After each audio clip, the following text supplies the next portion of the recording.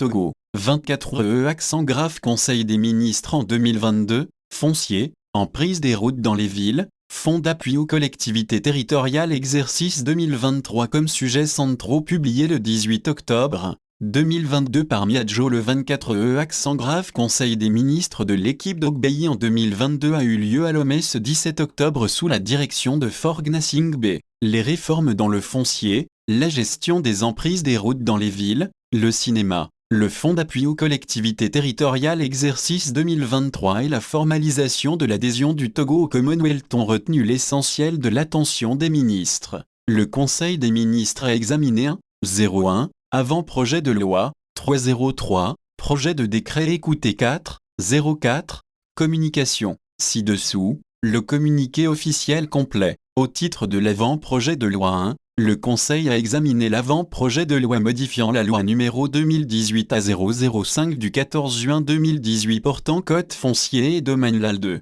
L'examen de ce texte répond à la nécessité de modifier la réglementation instituée par la loi de 2018, notamment en ce qui concerne la procédure exceptionnelle d'expropriation, en prenant en compte les leçons tirées de la mise en œuvre des procédures existantes. 3. En effet, la mise en œuvre de ces procédures a révélé une trop grande complexité et un coût prohibitif pour l'État. 4. Afin de faire face à cette situation, le présent avant-projet de loi vise à modifier la législation encadrant la mise en œuvre des procédures d'urgence afin d'instituer notamment des formalités davantage simplifiées et des délais raccourcis. Au titre des projets de décret 5, le Conseil a examiné et adopté en deuxième lecture le projet de décret portant organisation et fonctionnement du Centre national du cinéma et de l'image animée, CNCIA 6. S'inscrivant dans la poursuite des réformes engagées par le gouvernement à travers l'axe 3 de la feuille de route gouvernementale, le présent texte permet d'assurer une meilleure efficience du secteur du cinéma togolais.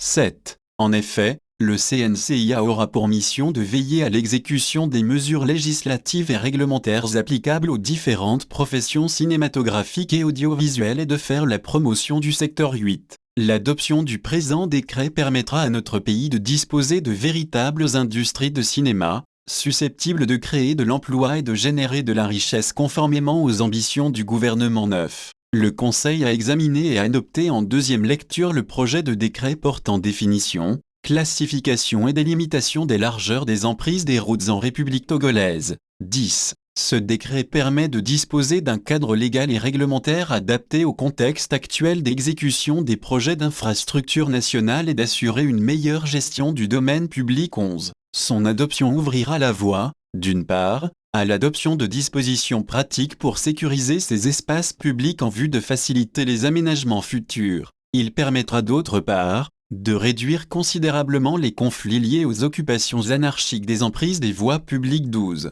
Le Conseil a examiné et adopté un projet de décret portant attribution, organisation et fonctionnement de l'Agence nationale de formation des collectivités territoriales, ANFCT. 13. Conformément à la vision de son Excellence Monsieur le Président de la République, l'ANFCT a été créée en vue d'assurer la formation des élus locaux et des personnels des collectivités territoriales ainsi que des agents de l'État impliqués dans le processus de décentralisation. 14. Le présent projet de décret a pour objet d'en préciser les attributions, l'organisation et le fonctionnement, afin de lancer son opérationnalisation. 15. Ceci dans le but de poursuivre et approfondir le processus de décentralisation, soutenir la performance des collectivités territoriales et communiquer une véritable culture de l'action publique au niveau local. 16. Cette agence sera installée à Blita, région centrale, afin de marquer son ancrage territorial et sa proximité avec les acteurs des collectivités territoriales.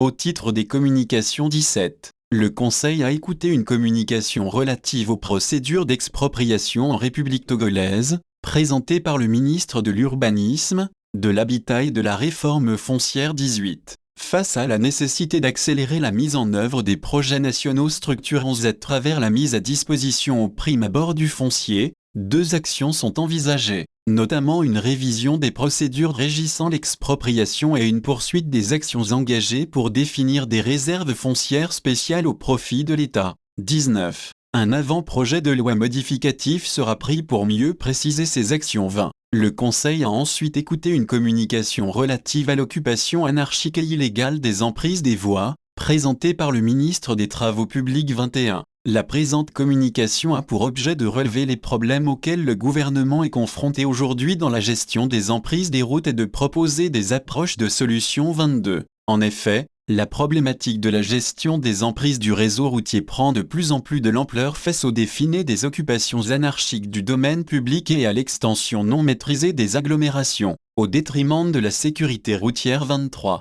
Des mesures et actions sont envisagées pour résoudre cette problématique afin de permettre à notre pays de disposer des villes pittoresques, agréables et attrayantes 24. Le Conseil a ensuite écouté une communication relative aux critères de répartition des dotations du Fonds d'appui aux collectivités territoriales et la situation des réalisations des dotations précédentes, présentée par le ministre d'État, ministre de l'Administration territoriale, de la décentralisation et du développement des territoires. 25. Cette communication a présenté au Conseil les critères de répartition de la dotation du Fonds d'appui aux collectivités territoriales pour l'exercice budgétaire 2023. Ces critères tiennent compte de l'indice de pauvreté, de la superficie et du nombre d'habitants. Ainsi, les communes les moins nantis bénéficieront d'une dotation plus importante que les autres communes 26. Par ailleurs, cette communication a permis de faire le point des appuis financiers apportés aux collectivités territoriales depuis 3 ans. Ainsi, il est constaté qu'à ce jour,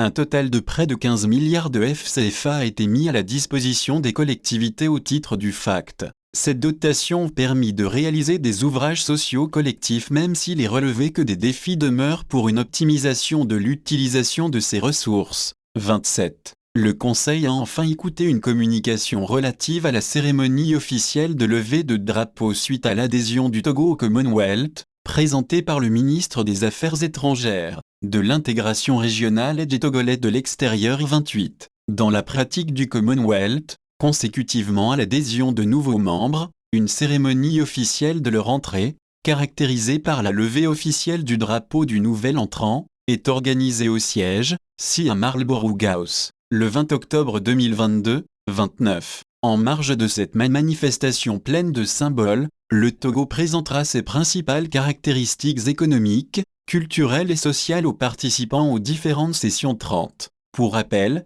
le Togo a été admis le 25 juin 2022, lors de la réunion des chefs de gouvernement du Commonwealth tenue à Kigali au Rwanda, comme 56e membre de la communauté. Fait à Lomé, le 17 octobre 2022, le Conseil des ministres